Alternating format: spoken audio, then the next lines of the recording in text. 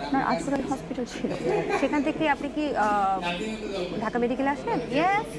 আমার যারা বন্ধুরা যারা মেডিকেল কলেজে পড়ে বা স্টুডেন্ট, তারা আমরা দেখেছি যে একদম 5 বছর শেষে ইন্টার্নটা করে। আপনি 3 বছরের মানে রানিং থার্ড ইয়ার স্টুডেন্ট অবস্থায় আপনি ঢাকা মেডিকেলের মতো একটা ভালো আমি জায়গায়। ঢাকা মেডিকেলে তো আমি চান্স পাইনি। যখন করোনার টাইমে নার্স না, ডক্টর নিয়োগ দিয়েছিল, ইন্টার্নের কথা ইন্টার্নি তো আমি ন্যাশনাল মেডিকেল কলেজে করছি। ওমা, আবার আপনি ইন্টারনেট আমি কাজের জন্য আপনার অ্যাপ্লাই করেছিলাম ঢাকা মেডিকেলে। যখন আমাকে নার্সের ডক্টর নিয়োগ দিয়েছিল তখন আমি আমার কাগজপত্রগুলো আমি জমা দিই। নার্স না, নার্স ডক্টরদেরকে নিয়োগ দিয়েছিল।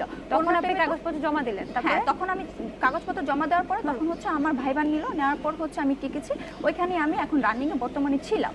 এখন আমি যদি চেম্বারে বসে যদি আমি ডিউটি করছি, রুগী দেখতেছি, তাহলে কি পাশে দিয়ে মানুষ যাচ্ছে না? সবাইকে আমাকে দেখছে না? আমি যদি ফেক হই তাহলে কি মানুষ আমাকে জিজ্ঞাসা করবে না?